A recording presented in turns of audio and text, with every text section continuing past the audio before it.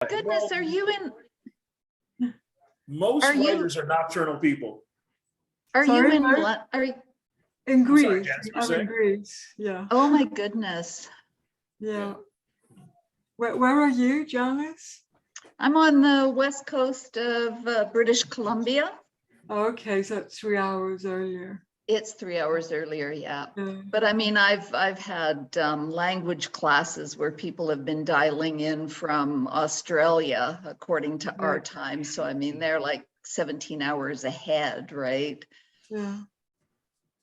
Yeah. Yeah, you guys, you have to have a more global comfort time zone for Europeans. Duly noted. Right. I agree. Yeah, probably. I mean, if it's Europeans, and I know this issue comes up quite often, it's Yeah. probably, you know, noonish, I guess, would work. Noonish Because is that's great. because noon still works for the West Coast. Yeah, and noon you could fit in the India as well. Because it's the same time zone as you, right? No, India is 4 hours ahead of Greece. Okay, so that's right. So that's like midnight. Yeah. And I know that like 8 o'clock in the morning, I know that Taiwan is 15 hours ahead. So Oh, they'd be sleeping. You and I both. no, it would still work. It's 11 o'clock at night. Well, noon PST is like 10 p.m. here in Greece. Right. Yeah, Really? that's fine. Oh, That would be fine. PTSD. I thought you were talking about Eastern. So noon here would be probably like 7 o'clock your time. No, 3 p.m. 3 p.m. for you guys, for New York. Mm. Yeah. No, I was thinking noon. Yeah, no, I was thinking noon, noon New York time. Yeah, that's Oh, what yeah. I only think in the New York Times, to be honest. Okay, yeah. How limiting is that, James? How limiting is that? This whole terraqueous planet comes down to one place for you, New York. That's it. Yeah. It's a little stupid island, but I live here, you know? Yeah, well, yeah. But it's smarter because of your presence. Mm. James, is that really your room, or is it a sort of The city dump. a backdrop? No, is it a backdrop? Like, is it real or? Yeah. No, let me be honest with you. That's a repository for all the garbage in New York City, basically. Yes, and there are flowers. Always Okay, it's flowers. real. Yeah. Excellent. I'm in a writing workshop, Mhm. and most of the writers are in New York. It's the New York Writers Coalition. And growing up on the west coast of North America, I said to them, you know, you do realize that I know more about New York than about any other city in the world, including Paris, where I live, right? It's just, yeah. I People think like to that, celebrate New York City in literature, but that also applies to other major cities. oh, But not perhaps as, you're not saying that as, not as well, I much as think- New York. I don't think as much as New York, or at least for North Americans, right? Because of all of the musicals, the films, plus the books. Right. And the TV Yeah. stations are here. Yes, And that's the exactly. most unfortunate aspect of New York, actually. Of all the things in New York, that's the one thing I dislike the most, is the fact that we have all the television stations. The antithesis to the important literary scene. Mhm. Yeah. So I was trying to figure out, Bob, you contacted me on Twitter, but Yes. how did you find me? That was the question. Serendipity. No. Serendipity. That's my first answer. No. I love reading the work of numerous individuals. I'm a bibliophile, so I'm constantly looking for literature. And I came across your work, and I was really taken by your work. I enjoyed your work immensely. And when I was ruminating about a future project, I had you on my list, if you will. Where did you read my work? Yeah. I'm sorry? Where did you read my work? That's a rather astute question. I believe I came across some links online. Okay, huh? Yeah. Because I haven't had a lot of poetry. You know, this is the challenge, right? When you write and you're hoping to get published, so many places will not publish you if you write, if you've got a blog or you've got a Facebook that you're writing on, or even Twitter, Instagram. So I know that, I mean, I've had a few things published, and those, yeah, but there's not a lot of, especially my poetry, it's not online, because I learned very early on, thankfully, that most publications, serious ones, won't take anything that's been published on the web in any form, even social That is media. true. So, That is true. Yeah, so that's there you are. an incontrovertible fact. Yeah. Yeah. But suffice to say, I did come across your material. Now, Yeah. I'm sorry, I don't mean to interrupt. No, Okay. go ahead. Okay. I am cognizant of the fact that it's very late for Alexandra. I don't want to penalize her for the fact that she came early. So let me proceed. Let me start the program. Let's get going. And if the other participant comes on, she'll have to wait now. And this is exactly what Alexandra wanted in the first place. Am I right? Yeah. Okay. So here we go. I didn't know what to expect. So I never do. Every time I wake up in the morning, I have no idea what to expect. Anyway, fellow word warriors, welcome to Underground Books Annual Poetry Month celebration. Give yourselves a round of applause just for participating. Come on, guys. All right. My name is Bob McNeil. I will humbly serve as co-host. Feel free to show me a little love as well, please. Thank you. Thank you. Greatly appreciated. Thank you. Don't feel the compulsion to applaud, Alexandra. I will humbly serve as your co-host.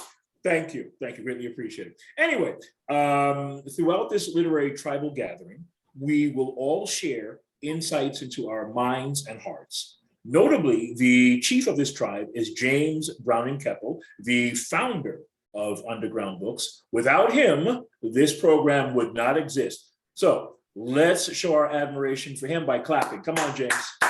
There you go. Now, to start the recital, I must share some words from a great writer. This is an excerpt from Notes on the Art of Poetry by Dylan Thomas.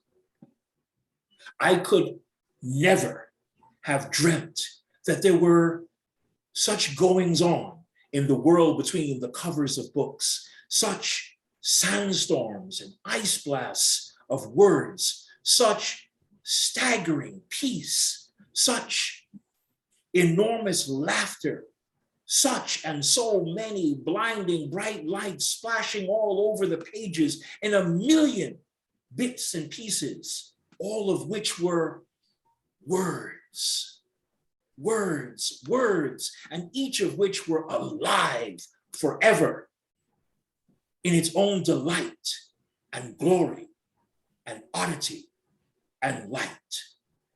Let's hear it for that profound Welsh poet. The light of genius emanates from all the guest poets. This program wants everyone to shine. So because of that reason, we're going to do a round robin. For those of you that do not know how that works, each poet will share one composition. Once we go around again, we'll have an opportunity to share yet another piece. All right, so is that clear? Okay, very good. Speaking of order, I'm now going to read the bios in the order they were received. Mind you, out of respect, I added words of praise to them. All right, can we go over the rules again? Oh, you have to be joking. It's a round robin. You know what a round robin is. So every person is going to read a poem. Right. So what we're going to do is we'll go around. Everyone will share one poem, and then subsequently we'll go back around again. And everybody will have an opportunity to share yet another piece. All right. All right. Well, don't. That works for you? Yeah. Don't put me first. All right, go on. Fear not, James. You will not be first. I haven't even thought about it. All right, go on. Let's cast our eyes upon a true visionary. Alexandra Books is a visual poet from Greece who has her own publishing company.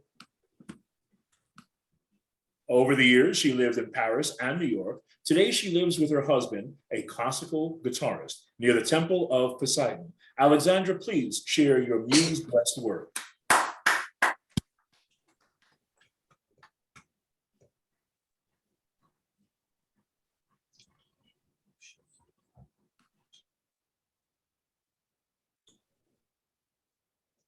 Right. Can you see the graphics going by?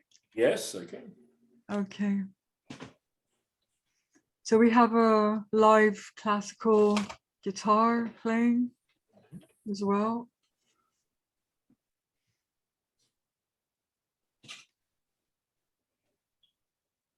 My visions are my torture.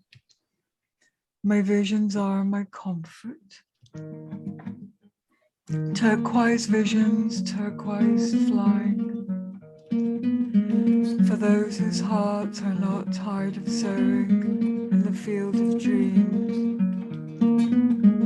For the journey is bittersweet, half hurt, half tenderness, like thorny milk thistle, like sweet smelling jasmine, accepting variety and different behaviors, going beyond wrongdoings and right doings, continue and more thriving harvests. My visions are my scrambling ascent. My visions are my sacred conquest. Turquoise visions, turquoise flying.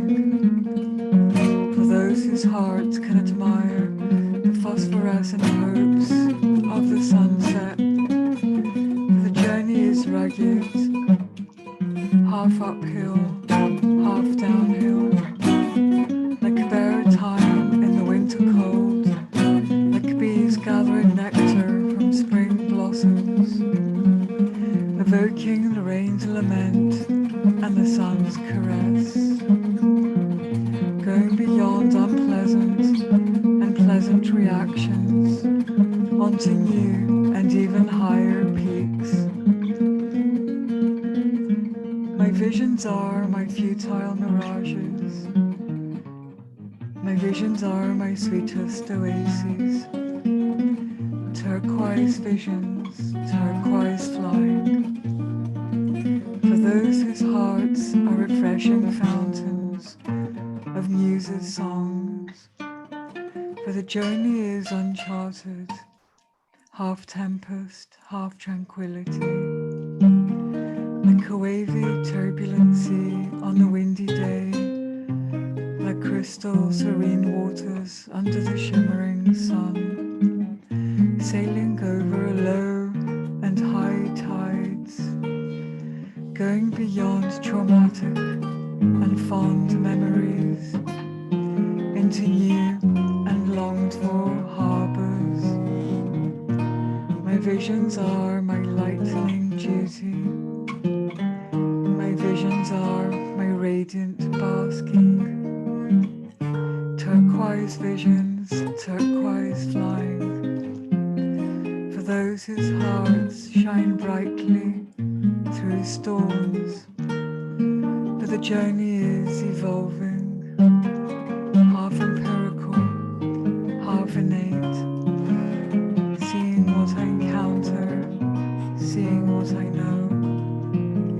Painting the world in dark and iridescent hues, going beyond detrimental and beneficial beliefs, into new and more exquisite rainbows.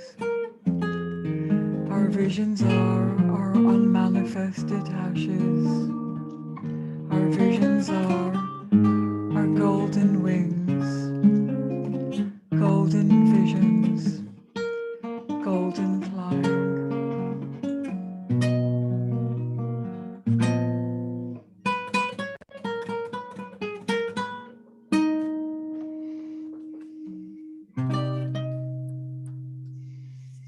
Thank you, and this is Takis. Alexandra, your creativity is on par with Sappho. It is truly vivid. Thank you for sharing such arresting visions. Thank you. Once again, let's hear it for Alexandra, please. Wow, that was great. Well said, James, well said. Okay, our next ray of literary illumination will come from Queen Mother Imaku. She is a poet, multidisciplinary artist, multimedia producer, yogini, and mystic.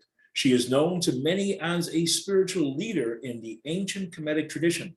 Her upcoming book, Renegade Wise Woman, a poetic collection of her works from the 90s to the present, will include her collaborative piece written with Abiodun Oyewole of The Last Poets. Kindly illuminate us with your words, Queen Mother Imaku.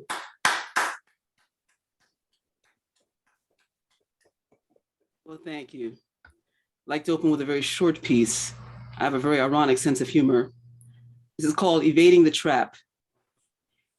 Envious folks have been likened to crabs in a barrel, whose collective memory of the ocean's freedom compels them to snatch those who are clamoring to daybreak back into the bedlam. But facts are facts. Whether those crabs escape the barrel or not, their fate is inevitably doomed. I remember this every time I bite into a crab cake. Nice, very nice. Queen Mother, thank you for your royally rich words. Thank you. Let's hear it for Queen Mother. And we would like to hear more from you. I sincerely hope that you'll share more material as the program progresses. It's a round robin, yes. There you go. Okay, come on, let's hear it again for Queen Mother, please, everyone. Thank you. All right, now, radiating all the life and energy of Mercury that flows through every growing thing, Janice La Couve is a writer and poet with a love of wild green spaces. She resides in Campbell River, Canada. Her poems have been featured by Humana Obscura, the Van Isle Poetry Collective, Pocket Lint, and the Word Spring Society of the Arts. Janice, share the organic magic of your poetics. Should unmute first. I'm sorry? I was muted. Oh, were you? Not. Yes, I was. And with that, he bid farewell and walked out into the rain. Mist clung heavy to the treetops, his toque already damp from the mizzle, red truck solid and familiar, cheerful in the surrounding gray. How was I to know it was farewell? His countenance open and friendly, not a worry line visible, no hint of anger or despair. Brief sightings from the camera on a lonely road. We've combed every inch of backcountry from here to there and beyond, not a trace. Drones, helicopters, and planes in the sky, scores of friends bouncing over ruts and washboard, down logging roads that petered out into nothing more than wildlife trails. The view from ridge points to stop your breath in beauty. Was he happy on this last expedition? Sipping strong coffee from a sturdy, solid steel thermos? On high alert for washouts and soft shoulders? Transfixed by endless waterfalls, rushing rivers, mysterious caverns. This was his playground, around every bend, a new discovery, to sit in awe and wonder, watch fog drift across the river estuary, circle ancient forest giants in a bear hug, see eagles play in the downdraft, kingfishers dive for dinner. He loved this land. Has he returned to the earth from whence he came, his remains moldering in some forgotten hollow? Or did he step off into thin air atop a rugged mountain peak, so plentiful here in this wild place? If only I had known it was farewell, not goodbye, he was waving there in the mizzle. Janice, your talent is plentiful as leaves in a springtime forest. Thank you.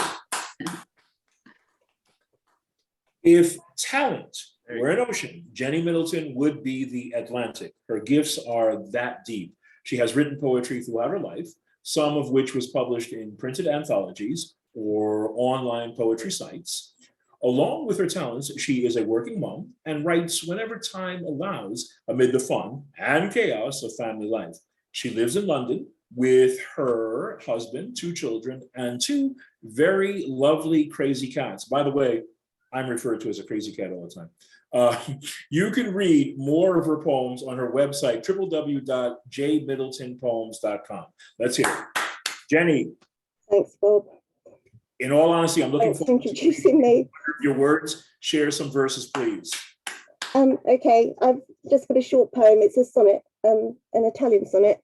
It's I wrote it 2 years ago. It's called Lies, and it's about the sort of spread of misinformation on the internet. And I deal with a lot of it actually in school with children as well, sort of spreading information like rumors about each other. So that's kind of the inspiration behind it. Anyway, here we go. Lies. See, lies are like that 5th tequila shot, shooting to the brain and jigsawing true perception to off-cut chaff, holding loo and replacing the real with a garrote of cutting wires, unable to unknot the living from the fictive breathing hue of experience. And despite those who try to stop you sucking up old dead rot, you continue, drunk in your set dogmas, and swaggeringly order another round, although your heavy head and loose jaw slump is at last queasy with chat and stigmas that flow grey as gas to choke and astound your own head with an asphyxiating lump. Very good. Thanks for listening. Like the ebb and flow of the ocean, my admiration for you, Jenny, is constant. Thank you. Thanks for your support, Bob. Oh, bless you. As previously stated, James Browning Keppel, poet and author, is the founder of Underground Books. Besides that, he is the president of the New York Browning Society and the creator of the Jackie Robinson Poetry Day event. Yearly, he co-judges the New York City High School-wide poetry contest. So James, can you share some of your innovative verses with us? Well, I wasn't really prepared to do anything, but I have a newer chapbook entitled To Avoid Being Crushed. And I could read the title poem, or I could read this other poem. And you guys have been doing short ones, and you said it's a round robin. Like I said, I just walked into this. So this is a poem entitled Robosexual. Oh, James. Always a gentleman. I watch her through a plate glass window. She moans like the water heater just kicked in. I know her creak in the door is an invitation. I'd plied her through the Ukrainian bartender, a drink that just kills women's pains. She notices that I care, and I do care. I care a lot, enough so it seems to make love to a robot. I'd given up on even the most transsexual of beings, transferred protocols to the seedy bouts of lust, said, by God, woman, you just seem to calculate digits. Mine, she says. She's programmed the whole lot. I trust her, it seems, though even the hottest of electrical storms. I love my robot girlfriend. She seems, in short, amidst a great electrical storm, to love as well. When the lights go off, I console her soft metallic skin, caress the omnipotent pores, gone dormant of ill repute. We go on like this forever into the darkness, where she just lies there, my robot whore. She would not challenge the circuitry, even in ill repute, for as all people have before likened to be used, her circuits always want more. I love my robot girlfriend, my wife of transistor core. She forgives me as now showers even bore when the lights flicker in the thunderstorm. She, my she, my circuitous inside to my deadened human pores, helps me understand the limits of love at lore, and asks most kindly, can we please have a little bit of love once more? That's Robosexual from To Avoid Being Crushed. Yes, James.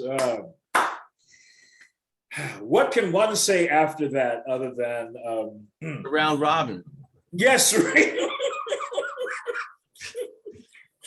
I don't know, James. I'm old-fashioned. I prefer, living, breathing individuals as opposed to automatons. I'm just old-fashioned that way. Just a poem, just a poem. Yeah, I know.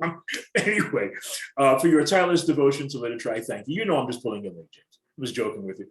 Let's see now. All right, James, are you going to share my bio? Oh I shit. have to introduce myself, am I? I mean, I'm schizophrenic enough to do that, but should I do that? Hold on, boss. Let's see. Let's see if we can pull you up. You sent me the bio, right? James, we've known each other for more years than Go. the Here we gray go. hairs on my head. So Okay, I'm pretty sure you have my bio. I found it. All right, here we Wow. go. Ladies and gentlemen, we want to welcome to the Underground Books poetic presentation Bob McNeil. He's a writer, editor, cartoonist, and spoken word artist. Is the He's author a of Verses of Realness. Hal Sirowitz, a former Queens New York Poet Laureate, called the book a fantastic trip through the mind of a poet who doesn't flinch at the truth.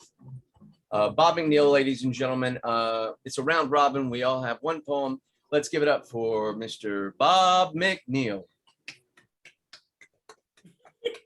Well, this is the truth as well. If I see Bob, he's going to get a piece of my mind. He'll get a tiny bit. I can't spare much. All right. All right.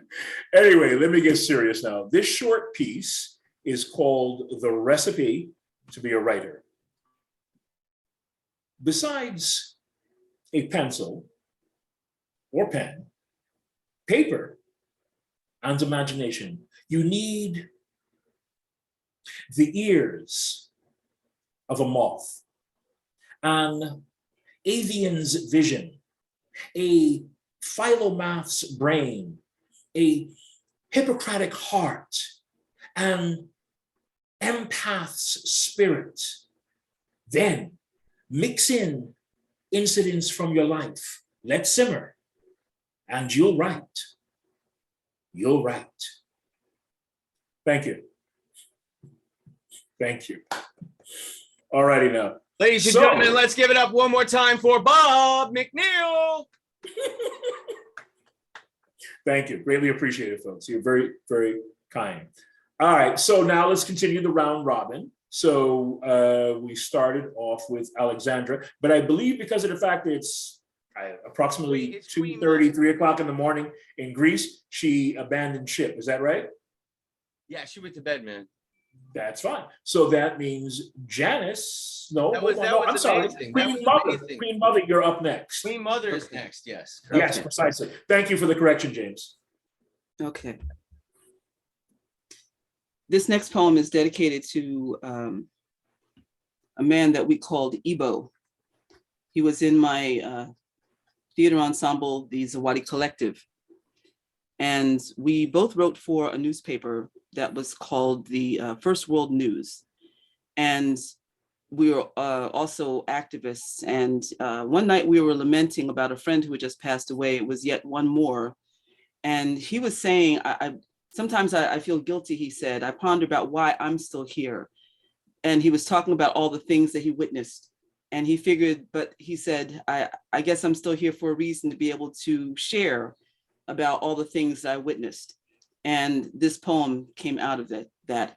And I should also let you know some of the references that are in this.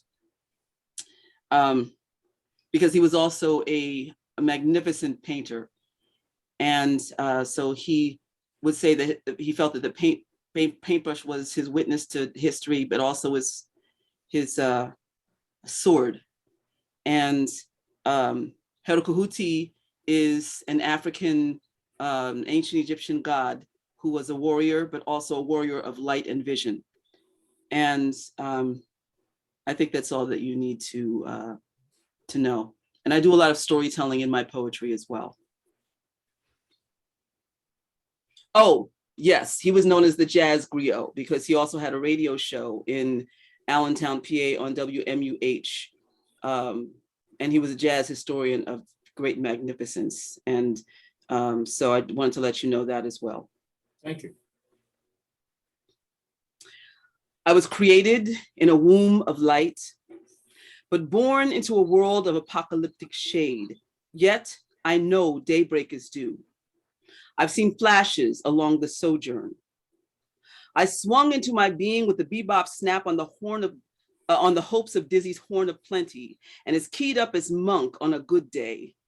Born a black boy, a dubious recruit in an underground battle, The paintbrush and palette became my sword and shield, fending off the gray matter madness as I began to tell the story about promises kept and unkept.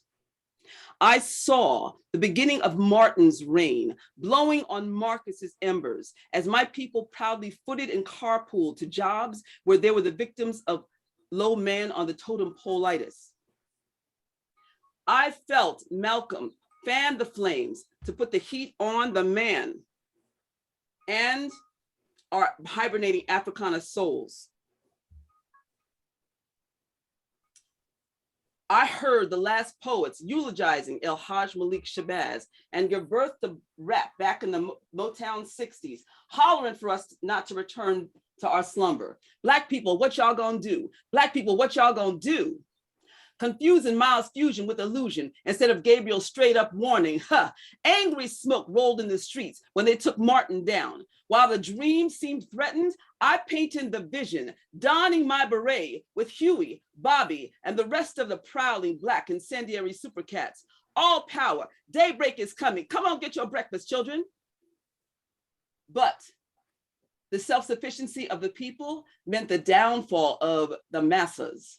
Drugs, COINTELPRO, the righteous 21. I've walked with soul-splintered comrades, banderas wrapped around our shoulders, fingers wrapped around our own skulls, trying to hold two hemispheres and self together, trying to keep lame ducks in a row while innocents walk death row's last mile, wondering why, wondering how, wondering why I'm still here. But I'm still here, waiting for the sun, choking my way through fog, smoke, lonely new moon eves, groping but not helpless or unarmed. I ain't sweating the smoke because I know there's the promise of a fire somewhere, so I can make a torch, unpack my palette, and post a picture of the dawn's promise. I keep packing up and booking up because I live for that promise, sometimes wondering why, sometimes wondering how, dancing to the downbeats, deflecting the beatdowns of them trying to say I'm not a man. You can't say what I am because I know who I am. I am a spiritual warrior, rightful heir to the sun. I know Huey fell, but I'm still here. I know we've been through some ragged days, but I've been around long enough to know somebody's got to tell it. Somebody's got to testify. I've gone from Negro to Black, to Afro-American, to African-American, to Nubian. Yes, I looked white folks in the face as nigger glided over their teeth. I've exchanged the casual "what's up, brother man" with my homies to have lived to hear gold-toothed Black and white hip hoppers, "what's up, nigga," this and that, and for a gold record. I've seen the berets shift to a backwards baseball cap. That's all right. Better keep that brim handy, for the sun's coming. It's gonna wash us all clean. Don't you know we are the people of the sun? And when those rays are washing us all clean, I'll loosen the hold to my paintbrush. I'll rise with new legs and falconite vision and say the prophecy was never a myth. I, the child of Herakahuti, am a spiritual warrior. I have outlived Malcolm, Martin, and Huey. Their cleansing brush fires cleared the path to find the true heart song of our people. And because they were here, I'm still here.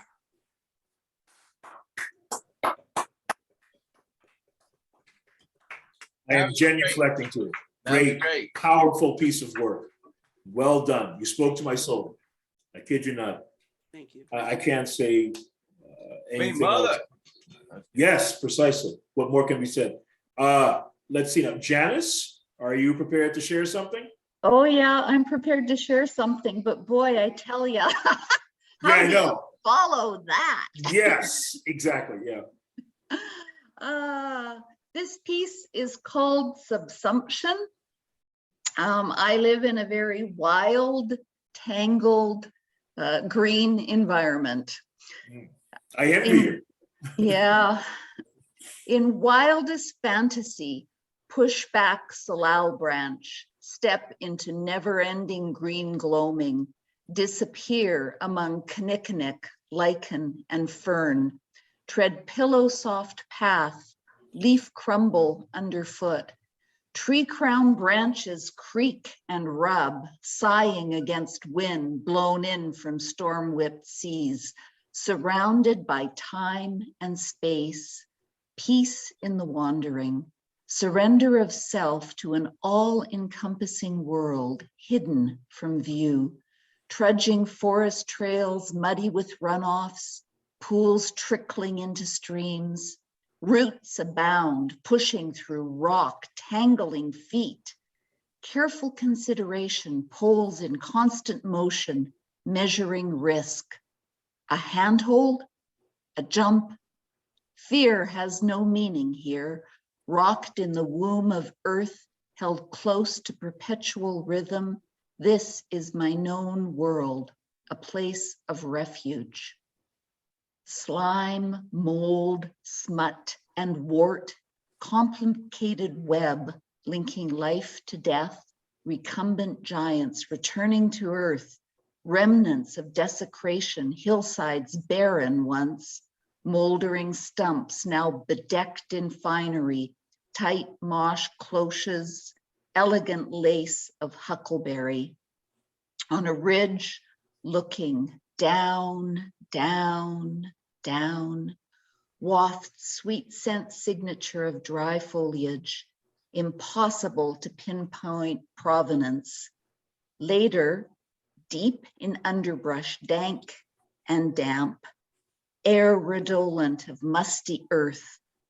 Inhale, capture peculiar and particular odors, skank of skunk cabbage, ozone drifting in from sea, subsumed, pulled by deepest desires to walk on forever.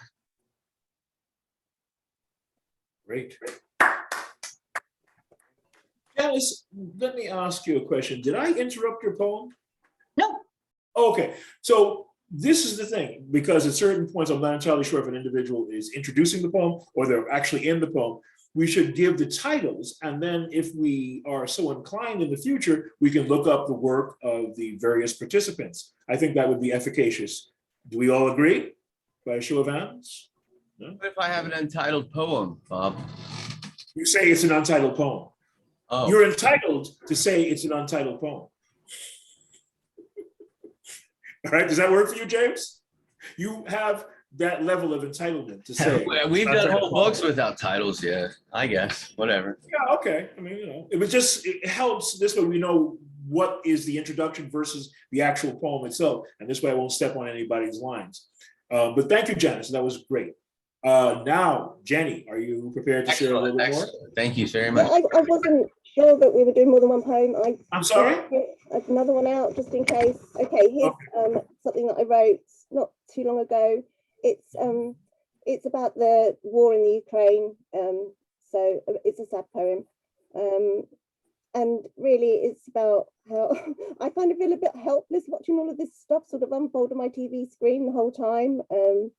So it sort of explores my kind of processing of the kind of really horrific images that we're seeing from the war at the moment on the news. So here we go. It's called At Home. I sit in semi-darkness, awake too early, watching the room and the clutter of our lives emerge into daylight's growing silver. Light bounces from the blown glass bulb of our bottle garden, contentedly pregnant with earth and growth, even as the TV's dead flat rectangle shifts with frames, violence, and stunned incomprehension swelling in a domed flare. A news reporter announces a nuclear catastrophe has been narrowly averted overnight, and a man stands cradling his dead son, blood seeping through a shroud. The buildings where they live, shelled, hollow, filling with the uncountable fragments of lives. Two other men carry a milk bottle crate tightly packed with homemade Molotov cocktails, a rainbow of striped rags stopper in their necks, flags proclaiming resistance flying above the faded beer bottle labels, and exploded pain rattling at their insides. Fighting for all of that means home, I sit in mine waiting, wanting to help, watching flowers grow. Thanks for listening, everyone. It's great. I don't know why you said you were going to be nervous before doing this. You do this very well. It comes naturally to you. I mean, I made mistakes in that reading. There are words that I kind of muddled over and fudged over, and it's I make mistakes I all don't the time, know. right? And I hadn't practiced reading that poem at all. I have to say, I wasn't really expecting to read it. Right. So No, trust me, I make mistakes all the time, but I just go on, and that's part of the performance. I also think I read too quickly sometimes, or I get the pacing wrong when I don't know. I probably should practice a bit more before I do take on doing things like this.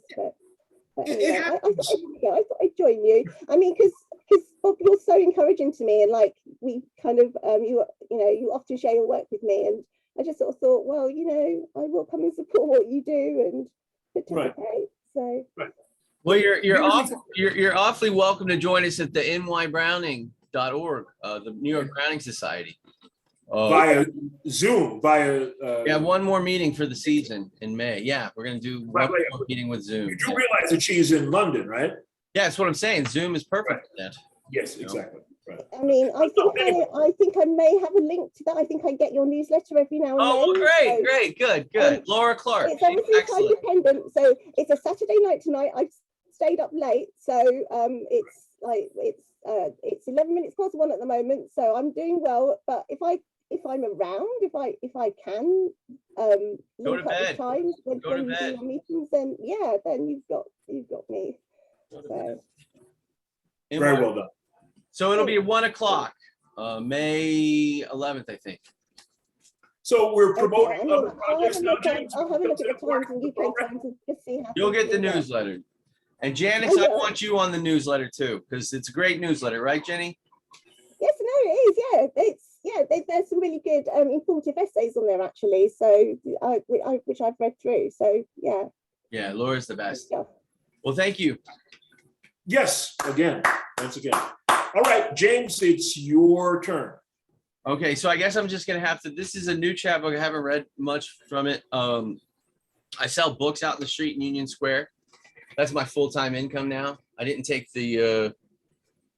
I chose bodily autonomy, and now I'm not legally allowed to work. So I sell books, and we're doing very well. Just want to let you know.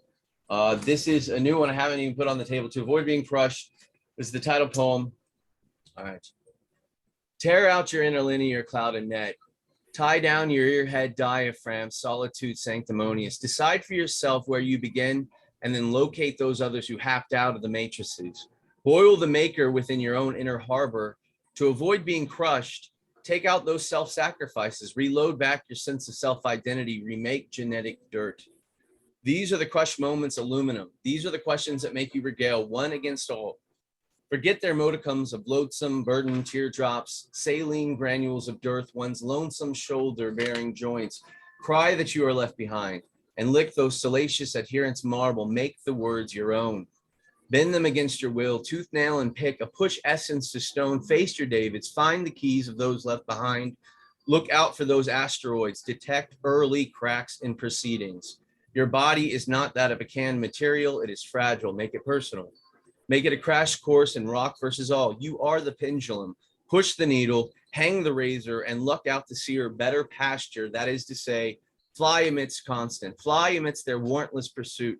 Keep pressing the keys like a mad Mozart tied to the chain Prometheus, and bring the god's flame closer to wick. Tethered to your wax, fly Icarus to the threshing floor, burn the ground, scorch this chaff earth that they have belied intent, make the boulders wither, your steam and nature weep, make the heat of one's cauldron and ascend of stratosphere doubt, and do it with a smile. For if no upbent lip, then what more binds us graveled, shaken protectors of elements? What more than if the wound carries such great weight that you continue to anchor heavy these thoughts? Cut with the scimitar a beak, break their spine with your prattle of vocabulary, break their empty hollow bones whittled in hope. For as a child in pram, we all gather pushing a rolled shop forced. The child of a new age belonging in hearth forcefully gestates and or mutate, a new philosopher of earth left in rotation. Rotate, ricochet, bundle of sticks, gravitize the binding, force nature to your beckon, and denounce in the name of space, I will no longer be a victim of fate. I, a sharpshooter of celestial orbit, will not bow to fake ornamental media wars. I, a child of gods, come to eat of the planets, come to seek a hunger in molten Jupiter barreling within veins, to burst mold given. You do this, and no sledge shall pierce inner light. No pulse of electroconnectivity shall mount you horse and bit. Spit out your granite grit of nature, protest it from being, expunge all that is around you to harvest such an indelible burst of truth that shall melt, reform the mass of molecules, bubbling heat, and creates. Just push the keys to avoid being crushed. Nice. Thank you. James, among those books that you sell, my Yeah. title is there. Where's my title? It's on the table. You know, well, Verses honestly, of Realness? versus realness, absolutely. It's a lot of people, you know, it's I have it on the table. In Yeah, various incarnations, 2 incarnations actually. yeah, I like the first one. I have Excellent. we at Underground Books, we have over 70 titles from authors from 6 continents. So if you come up to the table, Union Square, New York City, I'll just simply ask you, a poetry fan, you say yes, no, or whatever, and I'll say, what do you like? And I'm sure that I have a book for you. That I can promise. And if not, then you know you can do an I Ching rating. You know, I got some coins. You know, $5 for the coins, and you do the reading. Well, in the age of COVID, you have a website whereby individuals can access these books as well. You should make mention of that. Undergroundbooks.org. Yes, they're more expensive online, so I'd say buy them in person if you have a chance. Well, I mean, you know, if a person's in outer Mongolia, the chances of them going to Union Square in New York is, you know, slim to almost impossible. You're doing good business. That's all I can say. I like. Not necessarily impossible, but unlikely. Let's go with unlikely. Maybe that's a better way of putting it. All right, so I guess I'm up. Oh, ladies and gentlemen, once again, No, we're gonna you don't bring have to do that anymore. You don't have to do that anymore. Okay. Okay. And stop calling me a gentleman. How dare you call me a gentleman? all the way from Connecticut. No, Yes, I am a resident of Connecticut now. Yeah. isn't that crazy to say out loud? All right. I didn't imagine it a few years ago. Let's put it that way. All right. But I love my home in Connecticut. Anyway, aptly, this poem is titled Tributes to You. Within my thoughts, there is a poem about you that's so profound. 9 muses ponder it. Within my thoughts, there's a portrait of you that's so beautiful. Nature covets it. Within my thoughts, there's a song for you with notes so sweet. Birds mimic each facet. Within my thoughts, there's a tribute to you. I'll compose it till my obit is writ. Thank you. Thank you. All right. Who, pray tell, wants Ladies to and jump? gentlemen, one more time for Bob McNeil. Just in case I forgot my name. There we go. That happens to be on the screen as well. All right. So who wants to jump in now for our ongoing round robin? I suppose that means I'm next. This is my first round robin. So Queen Mother, you No, are hold on. Listen, I'm having a senior moment here. So the next person would be Janice. No, it's Queen Mother. Always has. Queen Mother, I'm sorry. Why am I doing that? Why am I Senior doing moment. Senior haven't- moment? Senior moment. You haven't bowed down to the Queen yet. That's why. No. She knows my love and devotion for her. It knows no bounds. However, I will forget from time to time. I mean, you know, I am a human. By the way, Regrettably so. I was just on your Facebook Regrettably page. so. I was looking for the link that you might have put up for this event, Yes. and I saw that you had a link up there for me, but it was for on my website. It brought people to my ministry instead of to my storyteller poet Sorry. page. That's okay. I put the correct link underneath Did you? there. Okay. But Yeah. you know, if you send it to me yet again via email, I'll make that correction on social media sites. Okay, well, it's the link is up there. And so Okay. yeah. So What is the link? it's imaku.info/storyteller-poet. All right. Perfect. Okay. Okay. Let me write down the order. Hold on. Go ahead, please. Proceed. Okay, this is called delete. I have come to find that I hate opening or even acknowledging emails with attachments. I want the message right up front.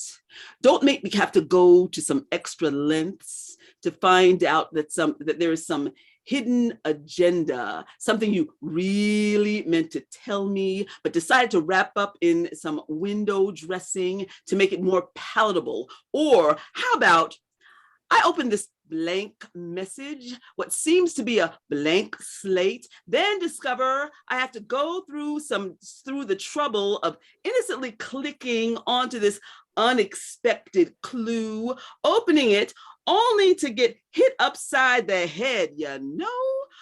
Then my offering up a dazed response with, oh my God, you're married to 4 wives? Or what you mean we've been engaged and living together 4 years and you never divorced your ex? Or I've been celibate 4 years, gave you my body, and now you're moving in with your 4-year-old's mama? She didn't even think about you. Or when did you get married? We just made love 4 nights ago. I hate attachments. Shoot. And folks wonder why I ain't opened my email in 4 months. Wow. Wow. Wow. Is that what you call the erotic humor? That was funny. That was funny to me. I like that. I would call that a condemnation of a certain type of male that unfortunately exists. Oh, Am I closer to the right? Am I closer to the actual message, Queen Mother? Autobiographical. Okay, I got that, but I'm saying we are criticizing a certain type of male that unfortunately exists. Yes. Yeah, exactly. Right. It's not just personal, it's universal. Right. Yes. Yeah. Okay. So, there's a lot of good reasons for misandry. There's a lot of good reasons to hate guys. Trust me. I don't hate guys. Don't guys, don't hate As I'm going through a divorce, I haven't written poems about that yet. Yeah, gotcha. Okay. Now. Actually, yes, I Yes. have. But I'm saving that one for. Okay. I am not going to reveal information about my relationships. That's it. Let me forewarn you right now. That's a form of therapy for me. Yeah, well, no, listen, poetry is cathartic, so I understand the process. Anyway, Janice, you're up. This poem is called My Mother Believed in the Power of Wind. My mother believed in the power of wind, waves, and salt spray to heal.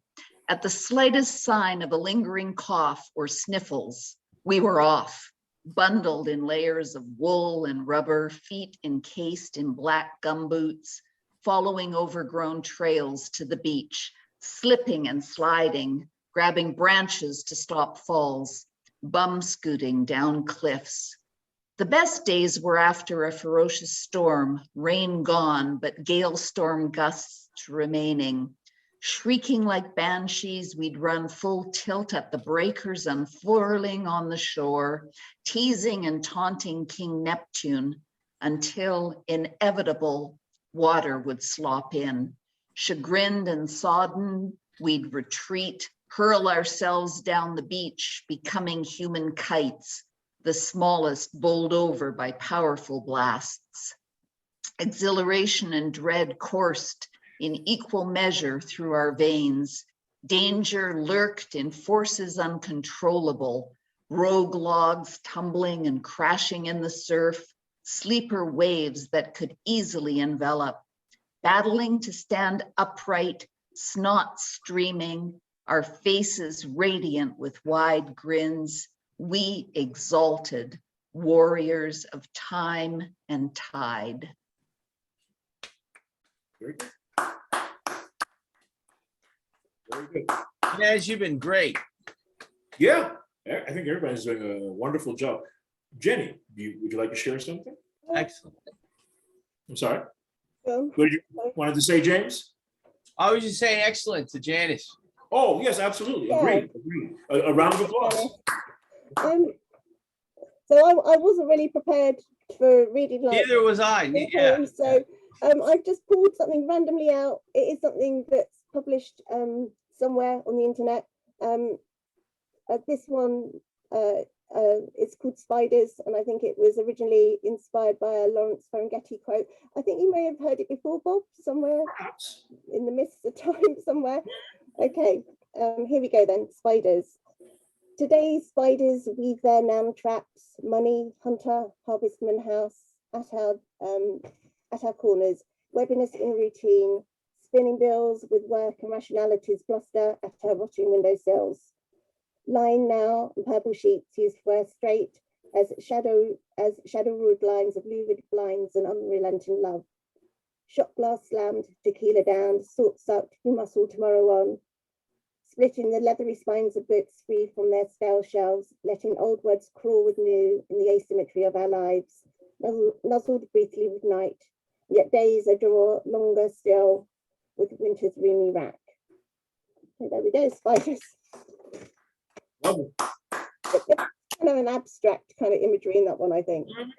You do that very well. Thank you. Yes.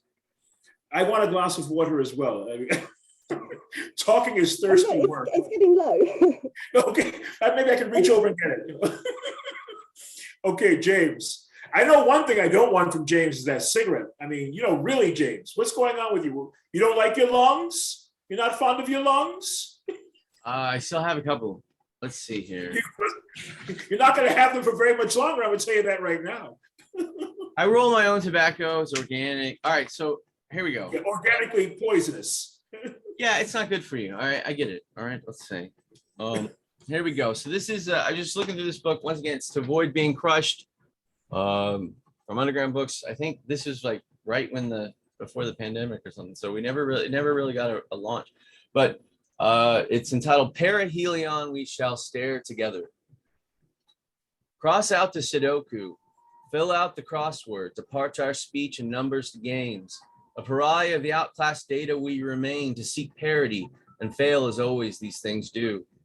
In the parlor, I found you drawing face paint. For what pairing has your face resplendent come down to such paintings? You look for pathos. Pathos has been removed. We pathogenesis on welfare, flip the channel, struggle with passable nutrition of brain. The brain, my dear, has been replaced. Check out the new Google invention, Escape. In the wave of surf, you ask, can we swim? Marginally, I'd say it's pastiche. A pastel that left running defines your tears. Such beauty of blubber all over your features. See the talk of the masses, devoid of pasturage.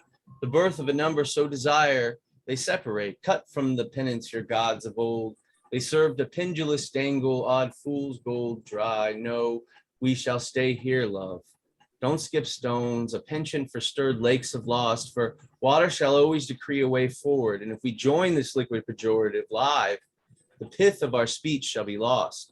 Down with the wooden crates drown, stare with me, stare hard sun, remain black spots of fortune, for the soothsayers have laid lead into the fountain, and we drink delicious poison always. Thank you, that's perihelion. It's an interesting oxymoron. Delicious poison. Well, that's I mean, it's kind of oxymoronic. the lead in the lead in the water fountain is supposed to taste like really delicious. Is that right? I sincerely hope to never find out. Janice I has. can go my whole natural life not drinking any of that. You probably haven't. You probably did. They had lead. I probably didn't. I'm just unaware of it. Yeah. Well, I don't want to get into this, but the DuPont companies pretty much poisoned all of us. So, as a point of fact that you were actually very much aware of, sir, right? You were not too far away from a DuPont plant at one point in your life. I grew up on the Houston Ship Channel, so every plant was there. Yeah. Oh, okay. There you go. Have you ever seen the movie Urban Cowboy? With the cowboy. Yes. John Travolta. John Travolta, absolutely. Right. Yeah. That's. I'm a cinephile in addition to being a bibliophile. Yes. Okay. Okay. So NASA and oil, and that was all the rage growing up, I guess. Gotcha. Okay. So this is really something I said during an interview in the past, and someone recently told me, it sounds like a poem. So I am going to now offer it as if it were a Oh, poem. I'm sorry. No, you don't have to introduce me. forgot to introduce Bob At McNeil. this point, everybody knows who I am. Bob McNeil, ladies and gentlemen, with a poem. Okay. All right. Regardless of whether your being's balloon is touching the troposphere or deflating on the salt flats, continue to write. If you are as dour as a mourner, write about it. If your days possess the jubilation that a lottery winner knows, write about it. Chronicle who and what you are before you are no more. Furthermore, in the rental home known as life, remember the pending end of your lease. So before relocating to a necropolis, create at the rate rabbits procreate. Calendars do not determine your days. The number of poems, stories, essays, drawings, and performances define your time as an artist. From my point of view, all artists should use that approach as time encroaches. Thank you. Thank you. Thank you. Thank you. All righty now, we're getting close. To death? We're gonna wrap it up in a few minutes? I'm asking at this point. It's a democracy, right? Who wants to read next, ladies and gentlemen? Exactly. There you go. That should be the appropriate question at this point. This is a poetry reading. Okay. But it's not supposed to go on like a marathon until we fall down now. It's not a dance marathon. I can't take it anymore. I can't read another poem. There was a movie about that, remember, with the skaters? They Dancers. shoot horses. Yeah. They shoot horses, don't Yeah, they? they shoot, Yeah. don't they? Yes. Yes. And poets. Well, I mean, I'm really enjoying this. I'm enjoying hearing everyone, and I'm sitting here thinking about the fact that I'm wondering what you all are thinking, because many of the readings that I go to are very performance oriented, and so while I don't want to take up all this time talking about that. No, But- share, please. Well, I Yeah, mean, go on. What are you trying to say? Yeah. well, I mean, because one of the distinctions that those of us who really consider ourselves poets talk about is the fact that many people have gotten away from the fact that there's a distinction between poetry and spoken word. And many spoken word artists tend to think that that there's poetry and they get more focused on the performance aspect of it as opposed to what's on the written page. May I And- offer something? I'm sorry. When Well, you get a chance. I've been through I the, really wanna jump into poetry this one. wars. I've been through Yeah, I the really want to poetry jump wars. into this. No, I've been on the fucking Hold on, stage. James. Hold that thought. Hold on 1 second. Okay, age before I whatever. apologize. Go ahead, Griot. Yeah, okay, griot. It's pronounced griot. I'm sorry. Okay, I'm sorry. there you go. So before the written medium, as we know it, poets were the original actors. Yes. And everything was passed on through the oral tradition. So it was a foregone conclusion that if you knew a poem, you had to perform a poem.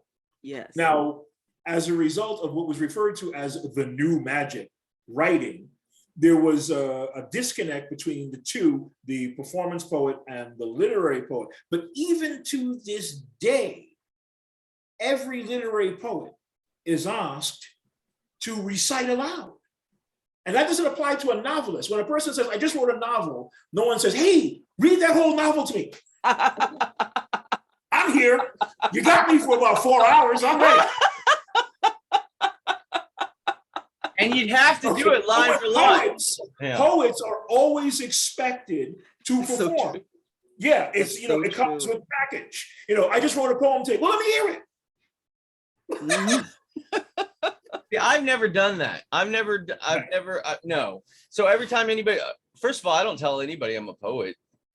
That's like the first Well, thing you hide, you know, Yeah, like, well, you got that whole witness protection thing. going yeah, on. like, but as far as like what she was saying in regards to like the quality of the spoken word art, so like I'm in Harlem, I've been here 15 years, you know, I've been on every stage except for the Apollo, and I should have gotten on the Apollo. I don't know why I didn't do that, but anyways, what I'm saying is the spoken word when it's performed, like you were saying, you go to readings. I don't really go to readings. I've been to a lot in my lifetime, I guess.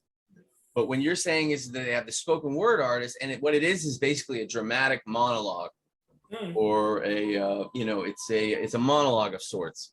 So when you were to put that on the page, it doesn't look as good Right, as it sounds on the stage. right. Yeah. Now, Well, it should.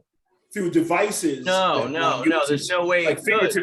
figurative language, or But whatever it's the not case may be. figurative language. It's a what I'm motive. saying. It's a motive language. It's like, and she was the baby, and the baby No, died. I know what you're saying. You're talking about Like, intonations. You're talking about, you know, people have that like performance dramatic aspect. I sort of got you. emotive connection to the words, and when you put Right. it on paper, they don't have that same emotive Oh, that's true. effect No, that's absolutely true. because it's Right. not that great of writing on the page. But it is Right. excellent for what she was talking about, the original formulation of I poetry. have a name. Yeah, it's Mother, I have a name. Queen Mother. Yes, Sweet Mother. Thank you. I God bless apologize. you, sister. But what Queen Mother was saying was that ultimately that role has always been here, you know. Yeah, they're part and parcel. They come with each other. We should expect that poets will invariably recite their work. That's a part of the description. The poetry lives both on the page and on the stage. This is not necessarily the case with a novel or an essay or something to that effect, or even a short story. Not every short story is worthy of a performance. It just lives on the page and dies on the page, you know, depending upon the quality.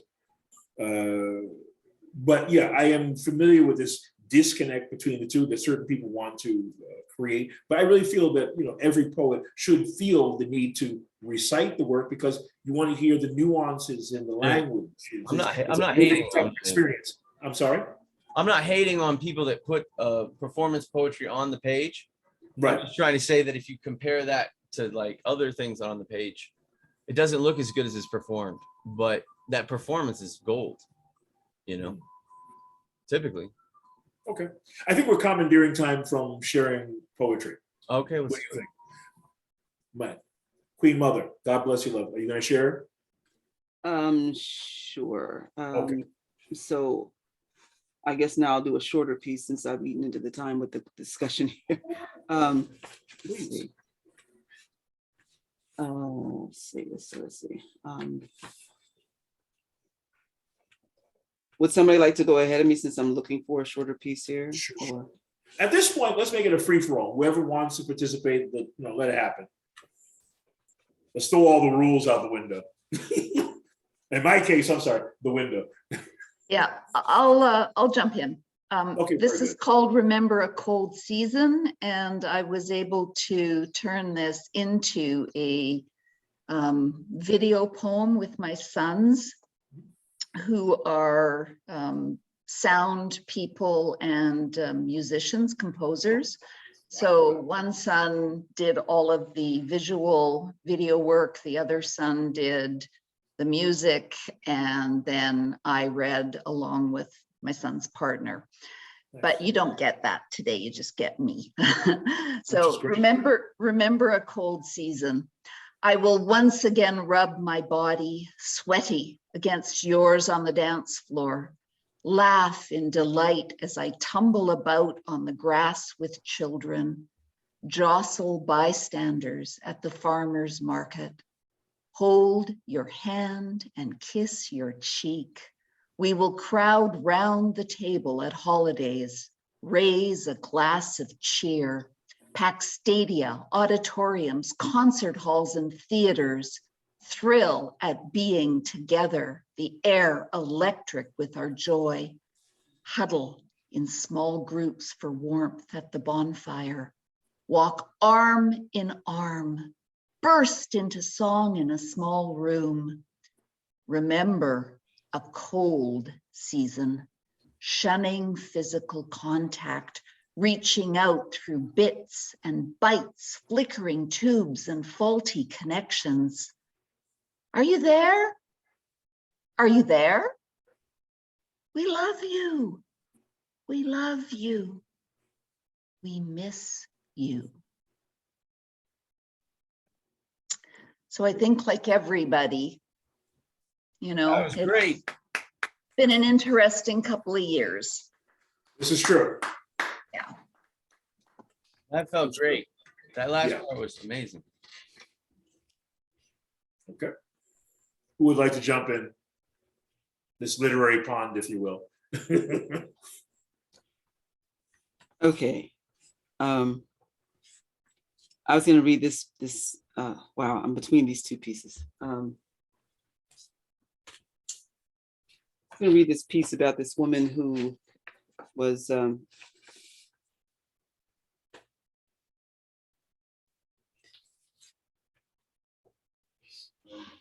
okay. There's a piece that I wrote about a former lover, which is a little what's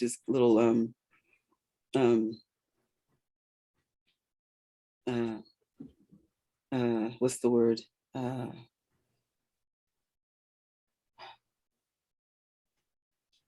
Okay. I want names and addresses. I got my pen. Here we go.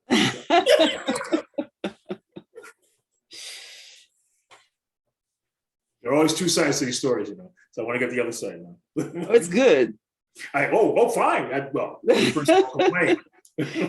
This was my first love who like we reconnected as adults, and it was like off on, but we had this real passionate thing going. I don't know if I should read that or this other piece called Mammy. Wait, I'm already excited about this one that you want to share now. So Okay. go back out now. Okay. This is called Breathe. Yes, ma'am. Okay. I wrote this in 2014. I hate that I miss the taste of your mouth, the taste of your breath as I inhale your air, a lifeline like an oxygen tank, true spousal support, and I am left wanting, bereft, believing in the ghost dance, but solo swaying to minion air, fleeting, forced, suffocating flame, feelings, foreboding gusts, impending gash, tempest flash, flares, icy stares, frozen breath. I hate that I miss the taste of your breath. Breathe. The taste of your mouth. Breathe. Breathe. Breathe. Hold on for a second. Excuse me for a second, please. It's getting hot in here. That was great. I enjoyed that immensely. Okay, Jenny. I don't know. I'm just trying to find something I could read. I mean, I don't know. There's a couple of things here. I could read this. I've read this before, so at least I won't be kind of stumbling around with how it should sound. I think this was inspired by a makeup advertisement. I think it was a photograph, and I wrote it as a response to somebody.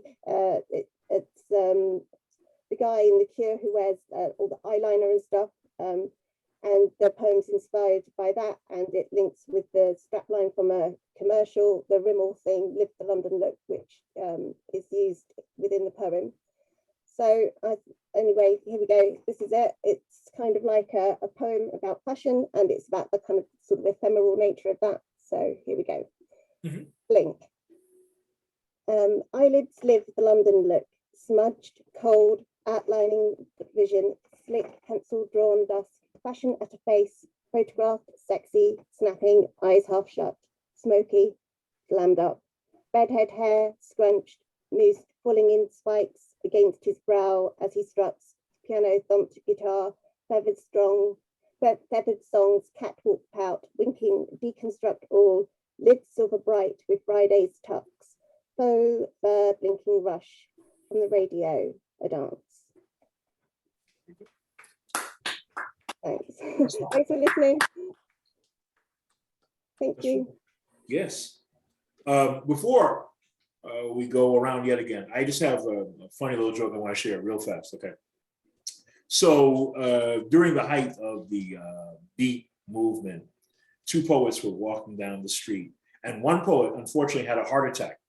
And this, mind you, took place in the Haight-Ashbury area of San Francisco. And the poor man was holding his chest, and he turned to the other poet and he said, "Before I die, I just have to share this poem." And the other poet holding him said, "That's fine, but let me share mine first."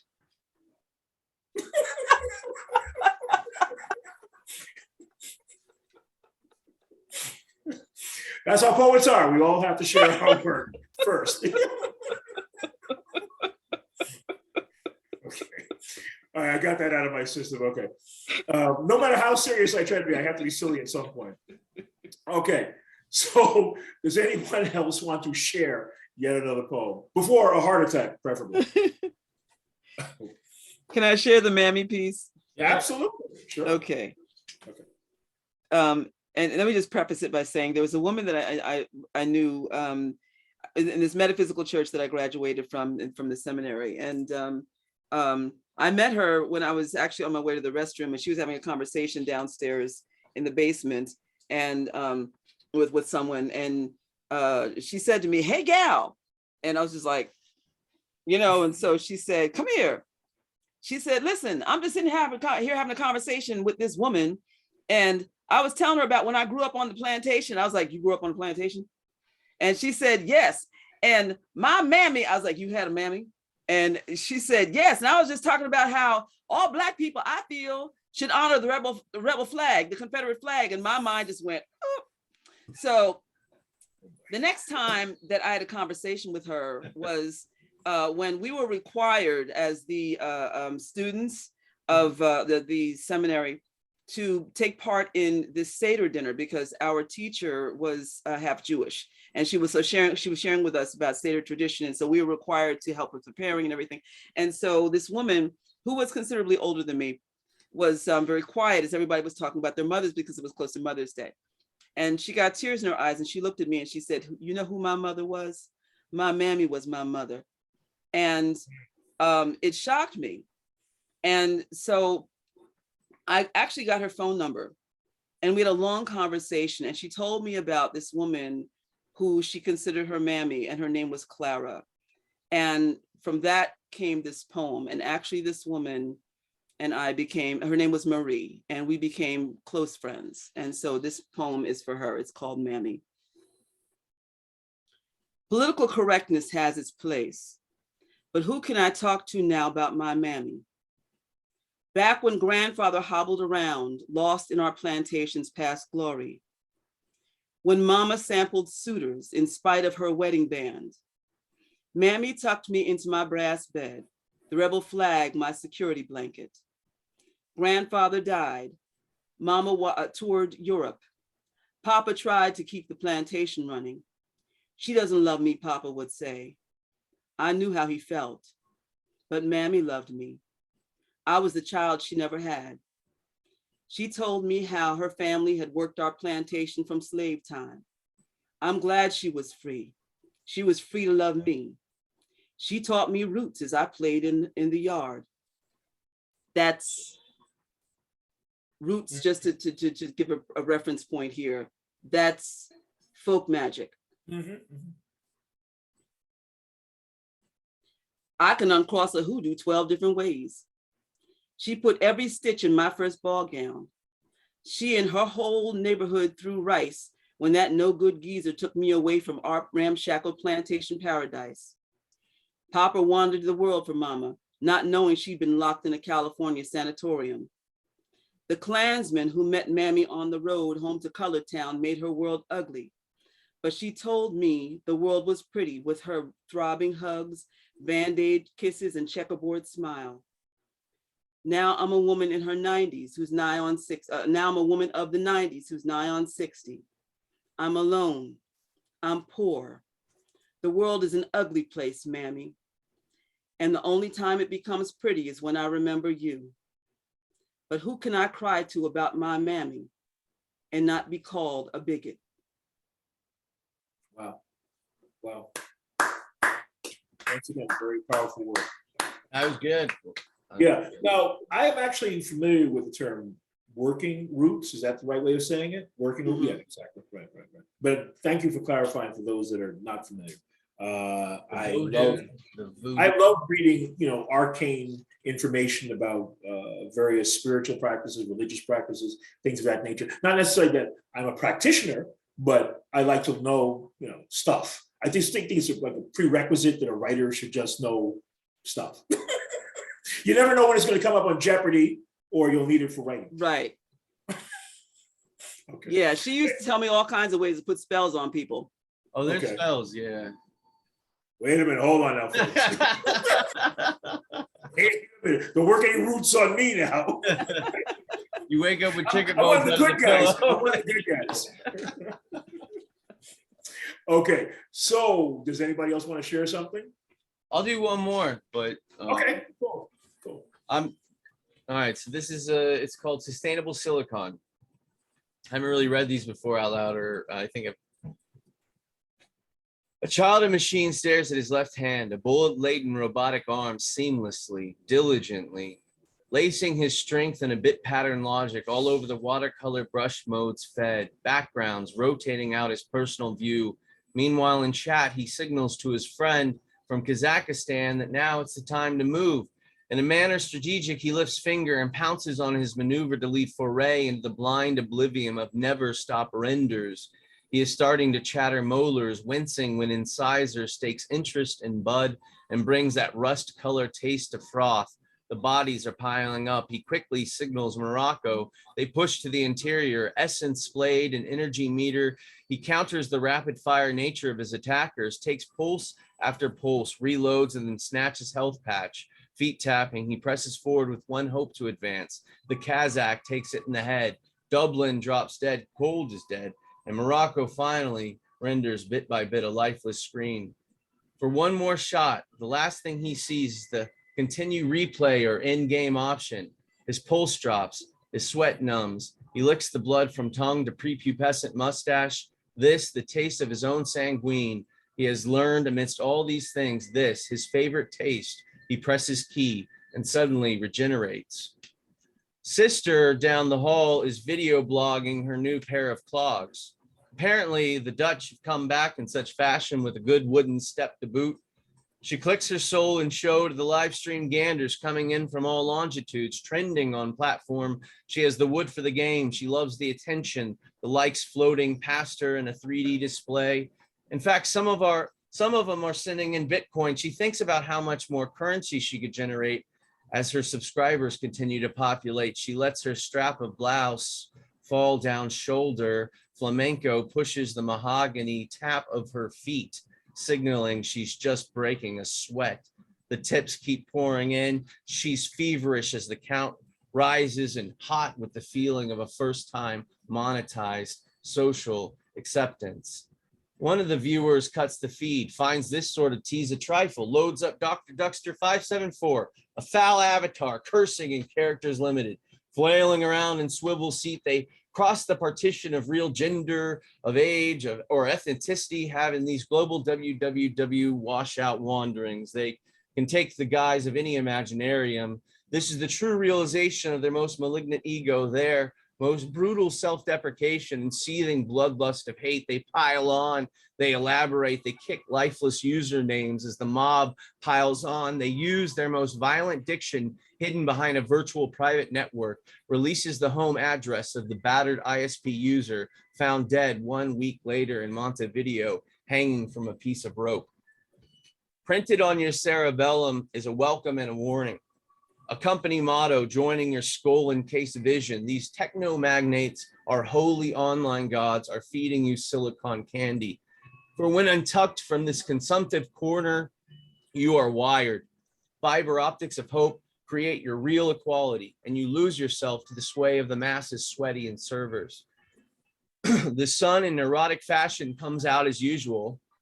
Open the blinds, it's there, a heliocentric spot on your iris. If you stare long enough, it spits up a blood clot, degrades your electrical input, and gives you a moment with machine down to unplug, de-develop, disconnect, and be whole. Wrapped to your failing biomechanics, a sustainable death, one that is not recoverable, the worthwhile nature of being the oldest spark of divinity, knowing that this too shall pass. Cry like child with one leg and three eyes on the moon. In the morning, in the far red plums of atomic smoke, we will smile. Your wicked children of this prosperous land, you will feed them with milk from the wool. Remove your cigarette butts from the globe.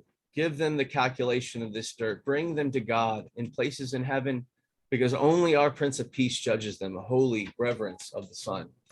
And that's the poem right before Robosexual. Right. Okay. Thank you, James. All right, so I'm going to be honest with you. There is a pizza, a frozen pizza with my name on it. Frozen. Yes, frozen. It's going to go in the microwave. I have that technology. And there's a strong beverage for an adult male that normally abstains for most of the week, Sure. but it is the weekend now, It's a waiting weekend. for it. So I'm at a point where I would like to wrap up, and I'm really, really appreciative of the fact that we did this. I think we did it. I think we Hold did on, a hold good on, job. hold on, hold on.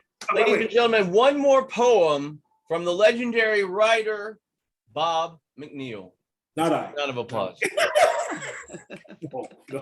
No. I appreciate that, but I am going to forgo that.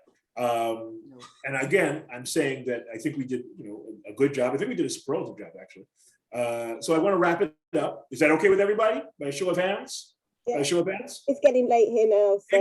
Exactly. Yeah. I'm trying to be cognizant of, other time zones and things of that nature. Wait, I just remembered something. Today is Shakespeare's birthday. He is 458 years of age. He doesn't look a day over 457. It's a fact. Happy birthday to Bernard. Okay, James, are you a Stratfordian or an Oxfordian? I just, his will says he leaves his second best bed to his wife. Yeah, I know. He really liked his wife, huh? Anyway, Oxfordian scholars believe that Edward de Vere, the 17th Earl of Oxford, actually wrote the works attributed to William Shakespeare. I actually believe that because of the fact that he. I always loved the Sir Francis Bacon, angle, but. It had to have been a really educated, well-traveled individual who knew about the inner workings of royalty, not necessarily someone who came from a working class background with little or no access to that kind of information. Oh, no, I think William Shakespeare. I really disagree. I think Shakespeare is Shakespeare. I really think that he is who he is. Yeah? So, I knew you were going to take that position. Because he would have had access to all sorts of people, traveling as a player through different country houses and things. And he was educated. He was well educated through grammar school and stuff. And he was well-to-do, middle class, not working class, wasn't he? His father was a glover. So I really do believe he was who he was. I can't see why anybody would write all that stuff and then say, oh, it was somebody else. Why would you do that? You'd want the legacy for yourself, wouldn't you? So good point. However, and his friends all published his stuff afterwards, presumably, didn't they? So I just can't see why people go around saying Shakespeare isn't Shakespeare. Of course he is. Happy birthday, Bill. Yeah, right. Happy birthday, Bill. We're still debating who and what you happen to be. We're not. Why Edward de Vere used the nom de plume. I'm sorry. One voice at a time, James. The reason why Edward de Vere used the nom de plume was because at that time, royals were not supposed to be involved in the arts. It was really considered beneath them to a large degree. They were above such things as being a penny a word writer. So Edward de Vere wrote for a while, and then subsequently during his teen years, perhaps on the precipice of adulthood, He was told it was beneath his station to continue to write. And he was filled with all of these poems and plays, and he wanted to continue. And it worked so perfectly that he would utilize a nom de plume. Here's one more point of fact, for those of us that like to play detective. When in a procession with the Queen, guess what Edward de Vere was holding? A spear. And while he was walking, it was shaking. Shake, spear. So the man, Edward de Vere, was educated. I mean, he was a royal, for God's sakes. He traveled, he knew things.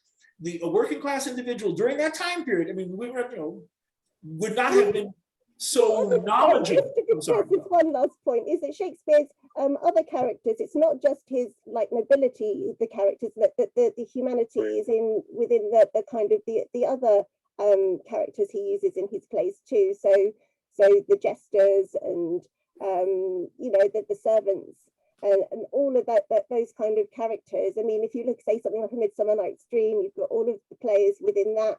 You've got Bottom the Weaver and all of those characters who really lead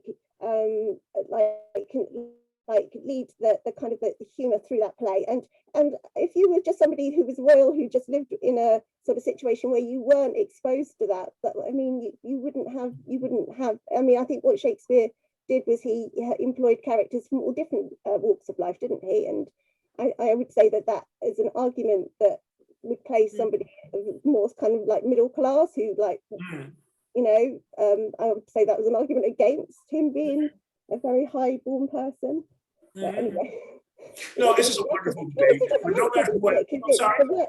It doesn't really matter who he was, does it? Because it's, no, it really doesn't. At the end of the day, you're absolutely right, Jenny. At the end of the day, it really doesn't matter who wrote the material. The material was great. The material is great.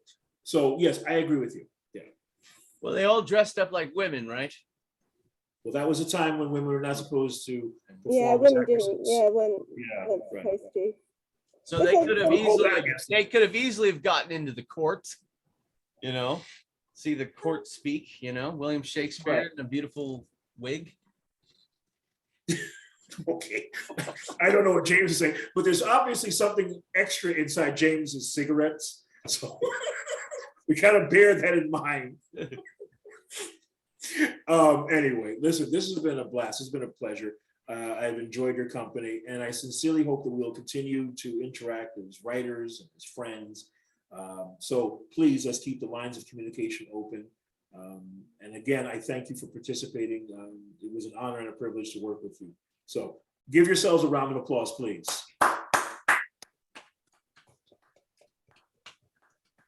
Thank I like you. you as a host. Was I okay? Was I all right, folks? Did I... Absolutely wonderful. Okay. Thank you. Really appreciate it. Lovely to hear everybody read, and nice to speak to you properly, Bob. It's just lovely to hear everybody read, and nice to speak to you properly, Bob. So Yes. Yeah. Okay, so does anybody else want to offer something before we wrap it up? No. no. No, I'm good. Thank you for having us. Thank There you you so go. much. This was a That's a good wonderful, note. wonderful forum. There you go. That's a good Lovely, note. lovely to meet you all. Yes, Yes. agreed. Wonderful Pleasure, to meet you Janice. all. Yes. Mhm. James, you want to say something to conclude the program? Well, I wanted Janice's email, but for the. I'm sorry? I would like to Sorry? say thank you, Bob McNeil, for putting on this April showcase of Underground Books. Underground Books has been operating for over 25 years here in the New York City area, and we provide some of the best poetry books out there. Come and check us out, Union Square. We'll give you a great deal. Hmm. Thank you. Thank you. And good night, folks. Good night. Okay, good night. All righty. James, where can I find the video right now? It's not even finished recording. No, I'm saying, isn't it a live stream as well? I live streamed it on my personal Facebook. Oh, okay, cool. So if I go to your Facebook page, I'll have an opportunity to see it. It's still streaming right now. Like, it's very All meta. the more reason why I should get off right now and have my pizza and look at it. Okay, good night. Queen Mother, it was a pleasure. Okay, James, Take care of it was yourself. real. Have a good night. All right, have a great one. Ciao. Ciao.